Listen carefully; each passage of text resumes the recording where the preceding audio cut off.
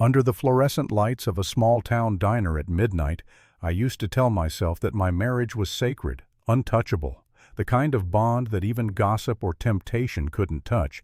But looking back now, maybe that was the biggest joke of all. My so-called sacred marriage wasn't just a lie, it was a full-blown sitcom that only I didn't realize I was starring in. The laugh track? That was the universe cackling every time I looked at my cheating wife and actually believed the word loyalty meant anything. In hindsight, it feels like a twisted parody of American suburbia.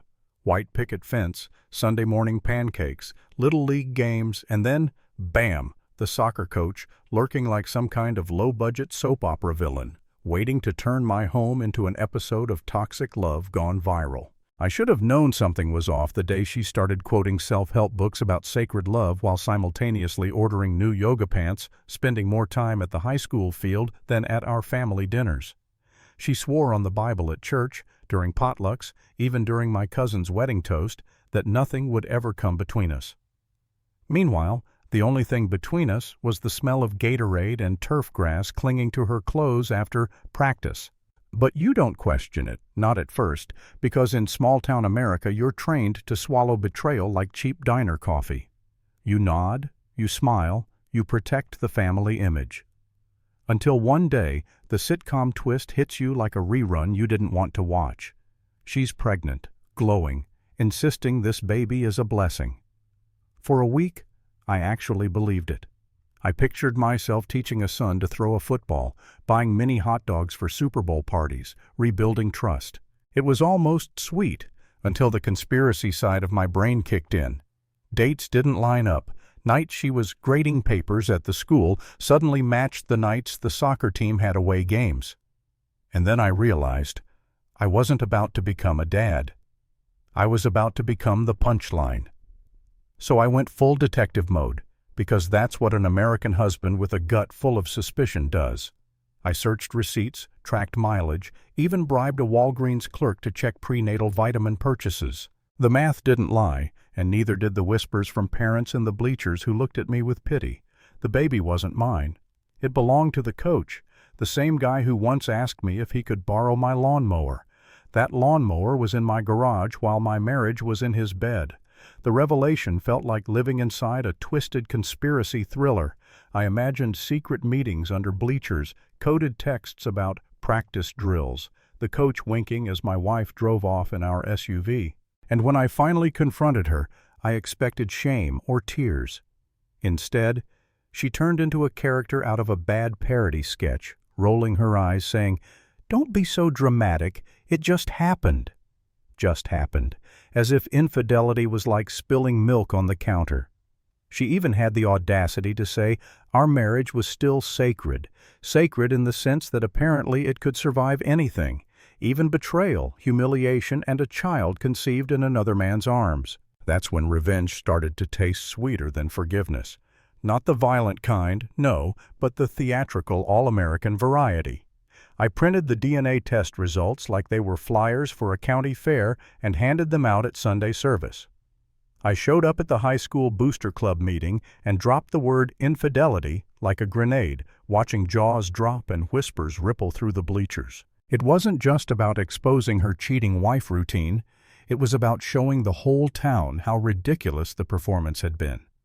The coach, once the golden boy with his whistle and perfect hair, became a disgraced clown, avoiding eye contact at the grocery store while buying diapers he wasn't man enough to admit were for my ex's child.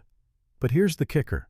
In a way, I started to enjoy the chaos. It became less a tragedy and more like living inside a dark parody of American family life. The sacred vow? A punchline. The white picket fence? A prop. The neighbors? An audience that couldn't get enough. And me? I was no longer the betrayed husband. I was the narrator of a conspiracy comedy where toxic love, betrayal, and revenge intertwined into something almost entertaining.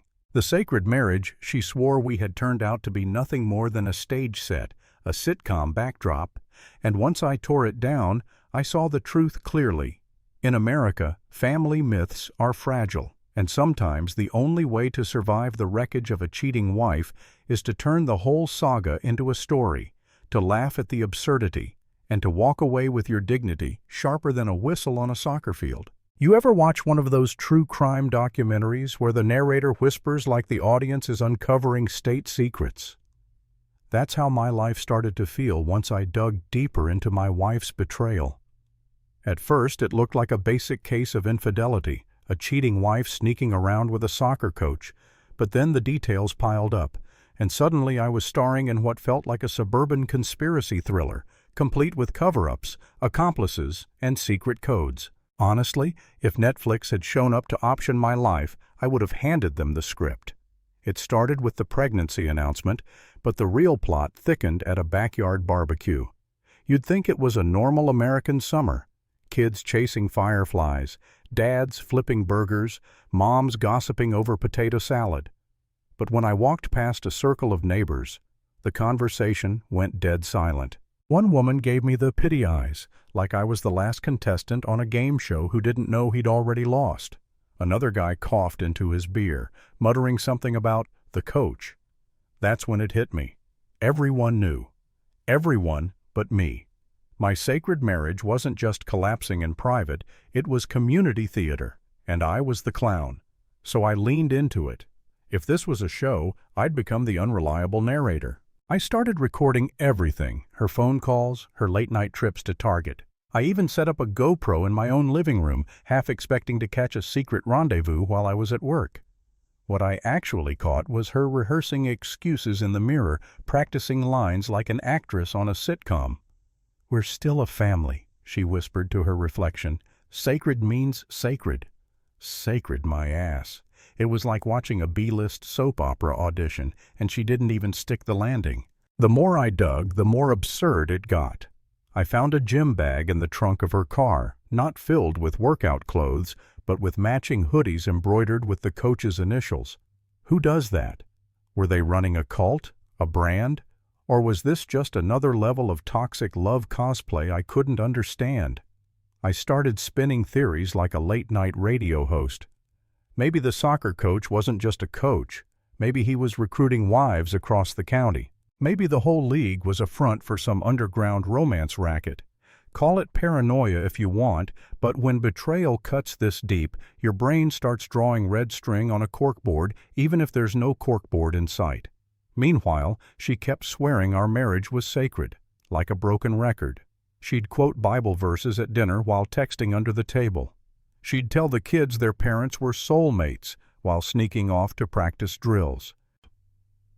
At one point, I caught her watching a reality TV show about cheating spouses, nodding along like it was research material. The irony was so thick I could have spread it on toast. And the baby? That became its own subplot. She paraded around town with that glowing smile, while whispers followed like background music. People asked me if I was excited. I'd grin, say, "Sure, can't wait," and then imagine the opening credits of a dark comedy flashing across the sky. Cheating Wife, the family edition. The betrayal was no longer personal, it was public property. Every neighbor, every churchgoer, every parent at the soccer field had tickets to the show. But here's where the revenge angle kicked in. I wasn't content being the fool anymore. If this was a performance, I'd rewrite the script. I started leaking little bits of information, anonymous emails to the school board, anonymous flyers tucked into hymnals at church. I made sure everyone knew about the DNA test I was scheduling even before I had results. I wanted the audience to anticipate Act 3, to sit at the edge of their seats waiting for the big reveal.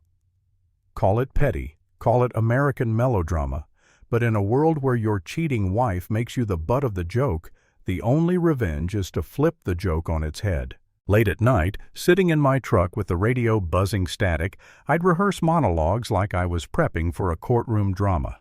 Ladies and gentlemen of the jury, Exhibit A, betrayal. Exhibit B, infidelity. Exhibit C, toxic love dressed in yoga pants.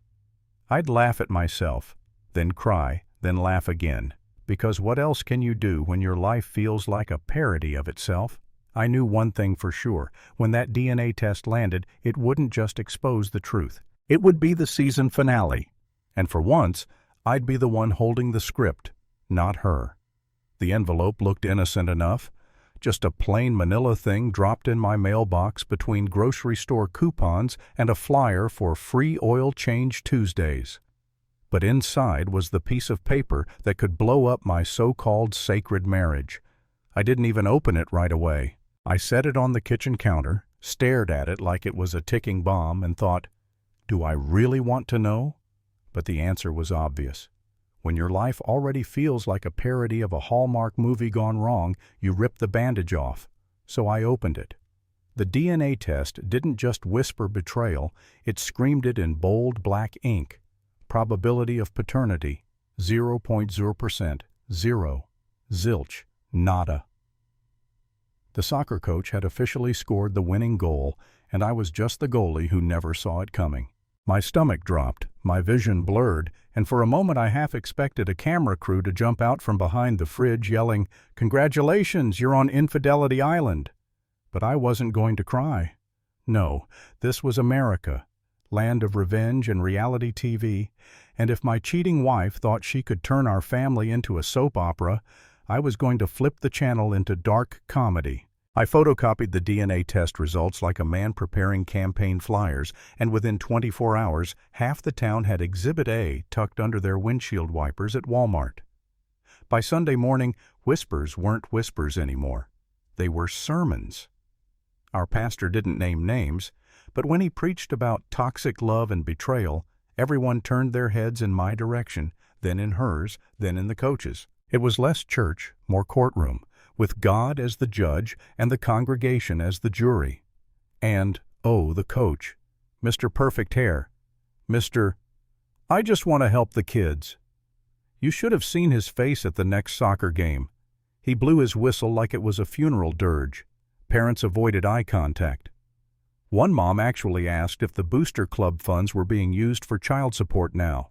I swear I saw him wipe sweat off his forehead while tying his cleats tighter, like the shoelaces were the only thing keeping his dignity from falling apart.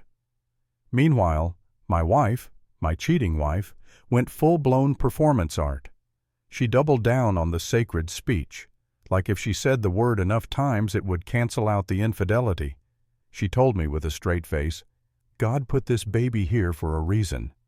I nearly choked on my coffee. I wanted to reply, "Yeah, he also invented DNA tests for a reason," but I bit my tongue. At least until later that night, when I staged my own courtroom drama in the living room. I held up the test results like a prosecutor. "Ladies and gentlemen of the jury," I announced to the family photos on the wall, "we have irrefutable proof of betrayal." And then, because America runs on spectacle, news of my private circus somehow leaked into the local Facebook moms group. Within hours, the story had mutated like a virus. One version had my wife running a secret baby farm. Another claimed the coach had gotten half the PTA pregnant. By the time the gossip reached the next town over, people thought we were starring in an underground reality series called Cheating Wife, Suburbia Edition. Honestly, it was the most entertaining thing that ever happened to this zip code, and everyone wanted front row seats. Did it hurt? Of course. Infidelity cuts deep. But when your betrayal becomes public property, you either curl up and die or you weaponize the narrative. And I chose weaponization. I walked into the diner the next morning, ordered pancakes, and casually dropped the DNA test results on the counter like they were the sports section. The waitress raised an eyebrow, refilled my coffee, and whispered, "Good for you." In America, nothing gets respect faster than calling out a cheating wife with paperwork to back it up. But here's where the satire got too real. Local news actually called me. Apparently someone had tipped them off that a family scandal was rocking our community. The reporter asked if I'd like to give a statement. A statement. As if I were running for office and my campaign platform was revenge through paternity tests. I almost laughed, but then I thought, why not? Why not own the narrative, turn betrayal into broadcast? If the sacred marriage was already ashes, I might as well build a bonfire. So there I was, standing in front of a camera crew outside the soccer field, telling my story with the calm of a man who's lost everything except his sense of irony. "Marriage is supposed to be sacred," I said. "But when you discover toxic love and betrayal hiding behind the bleachers, You either let it destroy you, or you turn it into a lesson." The anchor nodded solemnly, as if I'd just delivered the Gettysburg Address. Meanwhile, in the background, the coach pretended to run drills while parents filmed on their iPhones. That was the moment I realized my life had stopped being my life. It was theater, pure and absurd, and I was both the victim and the narrator. My family was collateral damage, my marriage was comedy fodder, and my revenge was simple. Make sure no one ever forgot how spectacularly she'd failed at playing the role of a faithful wife. Cheating wife, betrayal, infidelity, toxic love, call it whatever you want. I called it Act 3, and Act 4 was coming soon. By the time the DNA scandal hit every smartphone in town, I wasn't just a husband anymore, I was a local celebrity, the unwilling star of a suburban soap opera that no one asked for, but everyone watched. The Facebook Moms group turned into a full-blown investigative unit, dropping memes of the coach holding a baby bottle with captions like, "Practice makes perfect." Teenagers turned my heartbreak into TikToks, syncing dramatic music to slow-motion shots of soccer nets and hashtags like #CheatingWifeChronicles. Even my boss at work pulled me aside and said, "Hey man, saw the story. Sorry about your family, but your revenge game is strong." America loves a scandal, and apparently I'd just delivered a Super Bowl halftime show of betrayal. And yet the one person still clinging to the script was my wife. She marched into church the following Sunday with her head held high, hand on her pregnant belly, whispering the word sacred to anyone within earshot. It was almost performance art. She cornered me in the parking lot and said, "We can still fix this. Family is everything." Family? The same family she detonated with infidelity? I laughed so hard people across the lot turned to stare. "You broke sacred the moment you treated it like a punchline," I told her. Her eyes welled up, but the tears looked rehearsed, like she'd practiced in the mirror right after texting the coach. Meanwhile, the coach himself was falling apart faster than a cheap lawn chair at a tailgate party. Parents started demanding he be fired. Rumors spread that his contract would be terminated. At practice, the kids ignored his drills, whispering DNA like it was a secret code. One brave 12-year-old even asked, "Coach, is that your baby?" right in the middle of a scrimmage. He blew his whistle so hard a blood vessel practically popped in his forehead. Revenge, it turned out, didn't need me to lift a finger anymore. The community was doing the heavy lifting. But I wasn't satisfied with whispers and gossip. No, I wanted a finale worthy of the betrayal I'd lived through. So I hired a lawyer and filed for divorce with enough drama to make courtroom sketch artists salivate. In my opening statement, I used words like toxic love, infidelity, and sacred vow desecrated. The judge raised an eyebrow. My wife glared at me like I'd stolen her script. But the real showstopper came when I entered the DNA test results into evidence. I slid them across the table like a poker player revealing a royal flush. Even the bailiff muttered "damn" under his breath. From there, it all unraveled. My wife tried to spin excuses, stress, loneliness, divine destiny, but the room wasn't buying it. The coach wasn't even present. He sent a lawyer who looked like he'd rather be anywhere else. And when the judge finally granted me everything I asked for, including custody of dignity and freedom, I felt the sweet, sharp edge of revenge cut through the months of betrayal. It wasn't just justice. It was theater, and I had finally landed the lead role. The aftermath was almost comical. The coach resigned for personal reasons. My wife moved out of town, her sacred vows packed into cardboard boxes. The baby arrived, and yes, it had the coach's eyes. People told me I should feel bitter, but honestly, by then it all felt like a surreal parody of American family life. The sacred marriage? A sitcom set. The betrayal? A conspiracy thriller gone slapstick. The revenge? A cathartic finale that gave the whole community something to gossip about for years. And me? I started over. I traded Sunday church for Saturday road trips. I swapped awkward neighborhood barbecues for nights at the diner where the waitress still slips me extra coffee refills and says, "You deserved better." I rebuilt my life, not as the broken husband of a cheating wife, but as the man who survived betrayal, turned it into satire, and came out sharper. Sometimes, late at night, I replay the whole saga in my head, not with tears anymore, but with a smirk. Because the truth is, toxic love and infidelity only have power if you let them. My wife thought she had written the story of my downfall.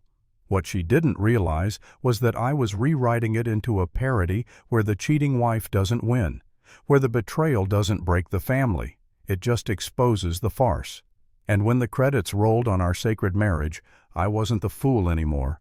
I was the narrator, the survivor, and the one who finally got the last laugh.